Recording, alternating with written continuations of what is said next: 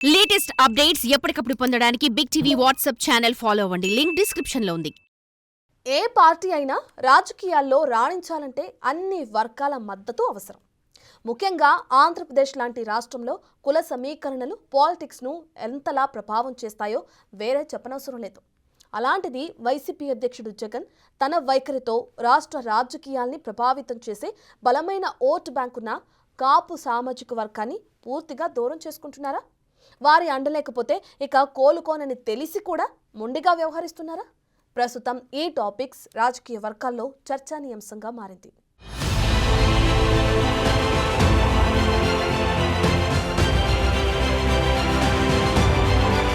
వైసీపీకి కాపు సామాజిక వర్గం నేతలు వరుసగా రాజీనామా చేస్తున్నారు. 2024 ఎన్నికల్లో వైసీపీ ఓటమి చెందిన తర్వాత కాపు సామాజిక వర్గ నేతలు వరుసగా ఆ పార్టీకి దూరమవుతున్నారు. ముందుగా కిలారు రోషయ్య, సామినేని ఉదయభాను లాంటి నేతలు పార్టీకి రాజీనామా చేస్తే ఆ తర్వాత జగన్ కు అత్యంత నమ్మకమైన సన్నిహితుడుగా ఉన్న ఆళ్ల నాని కూడా పార్టీకి రాజీనామా చేయడంపై వైసీపీకి పెద్ద షాక్ ఇచ్చింది. నిజానికి తాను అధికారంలోకి వచ్చిన తొలి విడతలోనే ఆళ్ల నాని మంత్రిని చేశారు జగన్.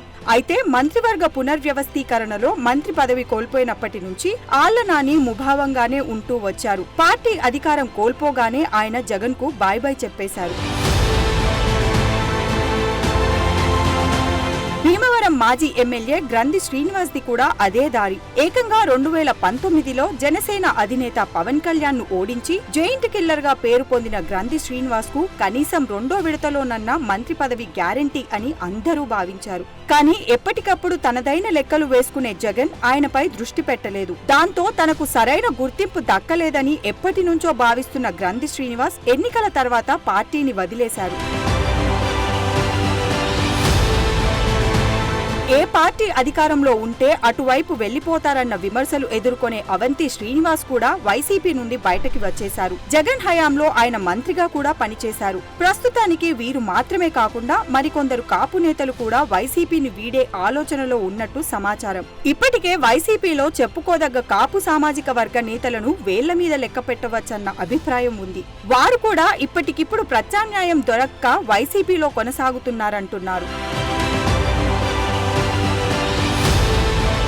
ప్రస్తుతం ఏపీ రాజకీయాల్లో జనసేన కాపులను, కాపులు జనసేనను ఓన్ చేసుకుంటున్న పరిస్థితి కనిపిస్తోంది. పవన్ కళ్యాణ్ ని ఒక సీరియస్ పొలిటీషియన్ గా వారు గుర్తించడానికి కొంత టైం పట్టింది. ఎప్పటికైనా ఏపీలో కాపు సామాజిక వర్గం నుంచి ముఖ్యమంత్రి అయ్యే అవకాశం ఉన్న వ్యక్తిగా పవన్ కళ్యాణ్ ని వారు చూస్తున్నారు. పార్టీ పెట్టిన 10 ఏళ్లకు జనసేనాని గత ఎన్నికల్లో తన స్టామినా ఏంటో చూపించారు. 2024 ఎన్నికల్లో జనసేన 100% స్ట్రైక్ రేట్ తో విజయం సాధించింది. ఇలాంటి పరిస్థితుల్లో వేరే పార్టీలో ఉండడం కన్నా జనసేనకు షిఫ్ట్ కావడమే మంచిదనే ఆలోచనలో కాపు సామాజిక వర్గానికి చెందిన నేతలు భావిస్తున్నారట.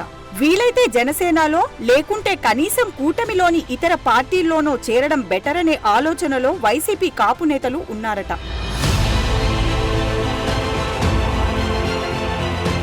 విజయవాడ నుంచి ఉత్తరాంధ్ర వరకు కాపు సామాజిక వర్గం, దాని అనుబంధ కులాల లీడర్లు ఎక్కువగా ఉన్నారు. ఓటర్ల పరంగా కూడా వారి ప్రభావం ఈ ప్రాంతాల్లో ఉంటుంది. అయితే వైసీపీలో తమపై ఆ ప్రాంతాలకు సంబంధం లేని కొంతమంది రెడ్డి లీడర్లు, సలహాదారుల పేర్లతో పెత్తనం సాగించడం జగన్ కు తమ మధ్య అడ్డుకట్టలా మారిపోవడంతో వారు అసహనానికి లోనవుతున్నారట. దానికి తోడు జగన్ కూడా క్షేత్రస్థాయి పరిస్థితులను లెక్కలోకి తీసుకోకుండా తనకు తోచినట్టు చేసుకుపోతున్నారనే విమర్శలు కూడా వినిపిస్తున్నాయి. ఇక కాపు సామాజిక వర్గానికి చెందిన వైసీపీ నేతలను జగన్ పురమాయిస్తూ పవన్ కళ్యాణ్ ను తిట్టిస్తూ రావడంతో ఆ వర్గం వైసీపీకి పూర్తిగా దూరమైందన్న వాదన ఉంది. ఆ క్రమంలో తమ సొంత ఓటు బ్యాంకు పూర్తిగా దెబ్బతింటుందని, తమకు ఉనికి లేకుండా పోతుందని భయపడుతున్న కాపు లీడర్లు వైసీపీకి బాయ్ బాయ్ చెప్తున్నారట. మరి రానున్న రోజుల్లో ఇంకెంతమంది కాపు లీడర్లు బయటకు వస్తారో, జగన్ వారికి ఎలా అడ్డుకట్ట వేస్తారో చూడాలి.